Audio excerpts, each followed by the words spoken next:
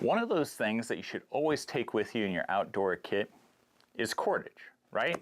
Now, we carry cordage for lots of different reasons, whether it be to make shelter, maybe it's to dip water into some stream that's farther away. Perhaps it's to tie something up from the ground so our packs don't get wet or something like that. Maybe it's to build a shelter, right? And on those rare occasions, to make repairs to our clothing or make repairs to our tent or our pack or something like that. So having cordage, especially versatile cordage, is something that's really important as we go outdoors. Now, as you can see, I'm dressed in 18th century garb because this whole year I'm trying to piece together a kit that represents what an 18th century soldier or frontiersman would carry with them. I'm trying to get my mind in the mindset and learn from our ancestors. The reality of it is, y'all, the stuff that our grandparents and our far back ancestors took with them outdoors really isn't all that different from what we use or need today. So we can learn from our ancestors, and it's really cool seeing those different parallels and experiencing those different parallels. Now, this year, my goal, like I said, is to put together a kit for the 250th birthday. But on the Campcrafters Guild, we have these weekly challenges where it doesn't matter if you're going for historic camping, 20th century camping, 1996, 2026. It really just doesn't matter. If you're going camping, backpacking, bushcrafting, or just backyard playing around. The whole idea is by the end of the year that if you follow each of these different videos with your ideas and things, you're going to have yourself a complete kit for whatever it is your goal is. Now, one of the cool things on my journey is getting to do some archaeology, experiential archaeology. Now, I'm a hunter, and for the past couple years, I've been saving these tendons from the deer that I've harvested. And I've seen other videos and other bushcrafters and people make cordage out of these things, or make glue out of them even.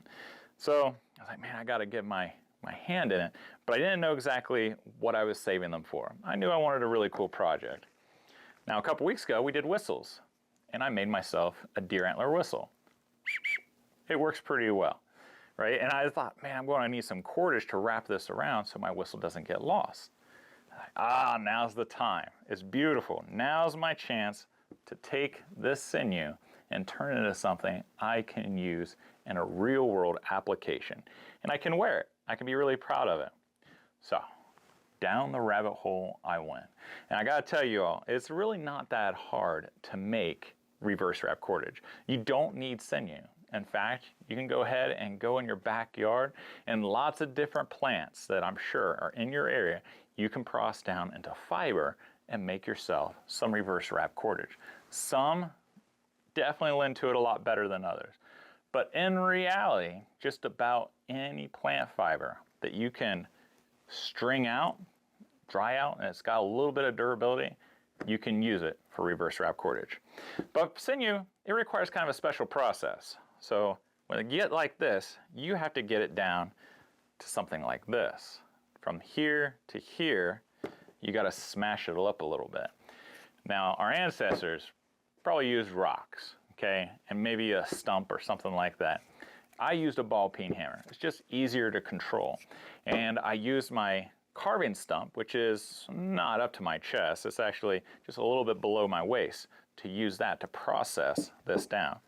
So when you start out, all you do is you're basically making striking and pulling motions, and you do that in different spots. You don't want to keep doing it at the same spot, otherwise it's going to deteriorate that one area. It's going to make it very weak. What you're trying to do is you're trying to smash it enough so it gets kind of fluffy, kind of like this. This is kind of what you're looking for, that white. It's not completely broken up, but you can see that you can break them up into individual fibers. Now you got to figure out what size of fiber that you want. Are you going to do it for leatherworking? Are you going to do it for sewing? Something like that. So generally speaking, at the thickest, you want something like this. It's about, I don't know, maybe 1/8 of an inch wide thickness. And you want to get your fibers out as even as possible. That way they look right. Now, if you're trying to do really, really, really thin stuff like this, this is one that I made, and I'm actually going to show you. This was my sample to make the video that I'm cutting out to later. But to make this, you need very, very, very fine fibers, like so. And nice thing is, because of the glue effectively that the collagen makes, you can go as long as you want. And once you get the practice of it, it doesn't take long at all. So to use this for a bowstring is very practical. This is super strong. Even down here, you can see this small one is very strong. And that is as fine as what I'm just going to show you how to make. So once you get this going, the tensile strength is insane, right? Now the problem is, after I got this all together, realization hit. It's just not that comfortable to wear around your neck. I could do it and it would work, but I think for long term, not so much. Another issue occurred to me as I started piecing these things together after they dried out. If you're in a rainstorm, or if you get really wet, all this stuff expands and goes back to the workable way that it once was. So you're back to ground zero. So if you're doing it for like a bag or something like that, that's not going to be a problem. If you're doing it for something that's not going to get wet, that's not going to be a problem. But if you're going to put it on clothing, especially you're going to get, sweaty, now it's going to be a problem. You can do this with other natural fibers. But for deer, once you got it smashed up like so, it breaks apart rather easy, and you can split it down into the thicknesses that you want. Like so. We want to split this down just a little bit more.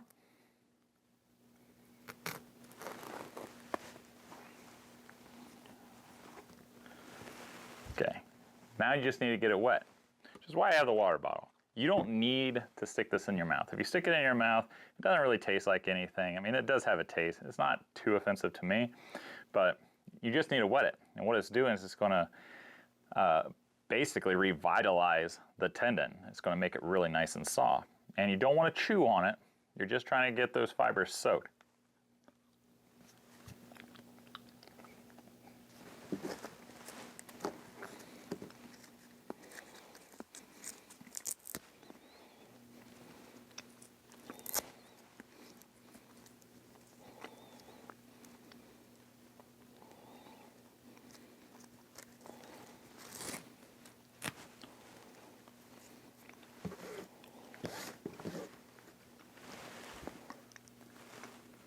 And it's going to come out just like so. All right, I'm going to move the camera so you can see how this is done. Once you have your sinew wet, this is how I hold it.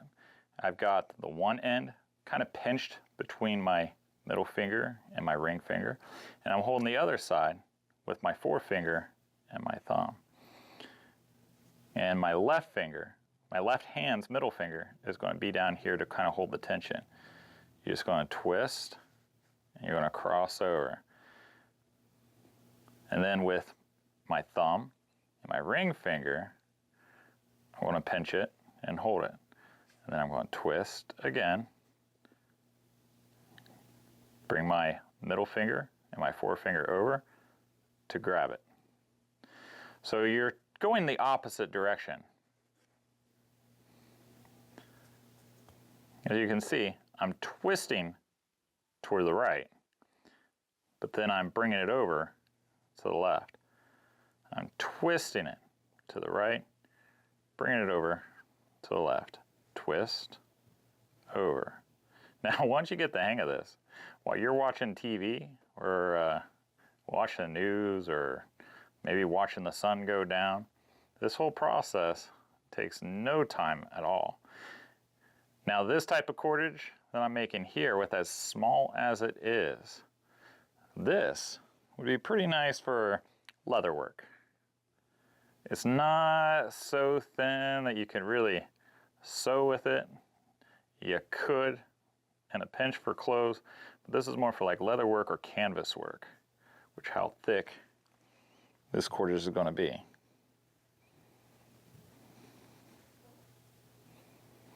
But the whole idea was called reverse wrap cordage because the tension of you twisting it to the right and then going to the left, it undoes itself. And it kind of locks in. And the collagen in the sinew itself acts kind of like a glue. Okay, so now I'm going to let this go. And I'm running out of sinew on both these. So I need to get another piece of sinew to combine.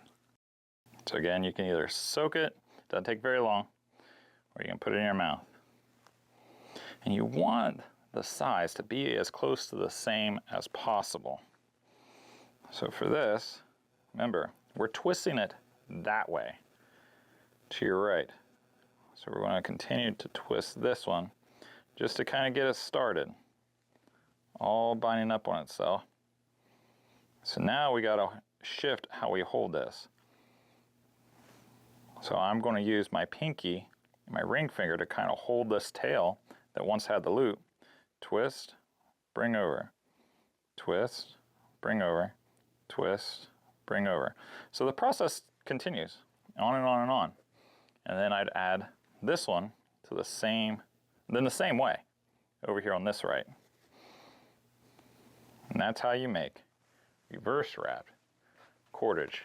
And in the end, you get something that looks like this. Well, this is my braided part where I was just playing around with it. But here you go. This is what it'll look like.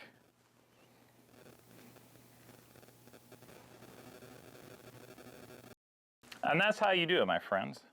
To go from something like this, something that you can dry out and preserve, but keep it away from your dogs and your cats and other critters, but you can throw this in your pack, and when it's necessary, you can process it down into something more usable and still have pieces left over. So if you need something a little bit thicker, something a little bit smaller, then you're good to go. So sinew is a fantastic cordage for one of those emergency repair kits, or if you need to bind something together that's a little bit more rustic. But just keep in mind, if it gets wet, it gets soaked, it will reverse and go back to its original collagen type setting. So just be wary of how you use your cordage. Is it going to be possibly soaking outside in the rain? This is not something you want to use to put your tent up with. For that, you want something that's not going to revert back to its original state. Doesn't matter if it's more modern, such as paracord, bank line, cotton, sisal, or hemp. Hemp is the way to go, in my opinion, if you're going historical, but boy, is it expensive. Now, if you have a particular cordage, put it in the comment box below. We always love hearing what you guys had to say. I know bank line, if you're a bushcrafter, it's just, it's cheap and it's so effective. And there's so many different places to buy it now. And it's kind of funny to think how something that originally was marketed for fishing is now being used out in the woods as a throwaway. Kind of like how when I was in Scouts, we'd use the sisal twine or baling twine because this stuff was cheap and you can get in big old rolls and do just about any project, especially for a temporary over the weekend kind of thing. If you're trying to do something more long-term, then yeah, you definitely want to go with a thicker multi-strand rope versus the bank line. These weekly challenges are on the Campcrafters Guild. The Campcrafters Guild has a great community of people. And once a month we get together, it's usually at the very beginning of the month, and we just catch up with each other. We post things on there. It's so much fun. And with these weekly challenges, I reward badges to those who participate. You get to have some camaraderie, you get to get new ideas. That one of our challenges was whistles, and a couple of our members put air horns on there. And air horns is something that I never thought of. It just did not occur to me to even think about putting that in my kit. We really don't have bears or anything to worry about here in Ohio yet, but you know, give us some time. But that's something that's really brilliant, where you get a share and you get new ideas. Speaking of new ideas, a new idea from an old idea, the Preston Mess Kit. So the Preston Mess Kit, we still have these available. You can purchase yours for $200. And what you get with it is the skillet. You get a plate that you can actually combine with the skillet in a very clever way to either make a baker or a container. The thing's awesome. You get your cup or your pot, like so, and a 54-ounce canteen. Now, all these are going to be made out of 316L stainless steel. In my opinion, folks, this is by far the best all-in-one, one-person mess kit. You got everything you could possibly need. Now, if you're interested in getting a cover for it, you know, there's lots of modern covers out there, but Sarge Vining at Vico Outfitters, he's selling these covers for like $75. You could also get a reproduction. He's trying to figure out what the price is for that, but it's lined with felt. It's got canvas so you can soak it during the summer months. That evaporative cooling, it just works wonderfully. And he does a great job. The man has an eye for detail, which is why I partnered with him. And he's the one that's also producing the templates. So if you're more of a DIY guy or girl and you're hands-on, then those templates will get sent to you and you can try your own hand at making a reproduction Preston Mess Kit cover. But like I said, it's $200 and they come out about the end of May. As of right now, everything is still on track. God willing, nothing crazy in the world stops it, but that's where we're at right now. So you can find the link in the description box below. Once these are sold, I don't know if there's going to be another run. So if you're wanting to get in on it, now is the time, especially the first run. I mean, there's just something about that, right? Saying you were on board with the first time.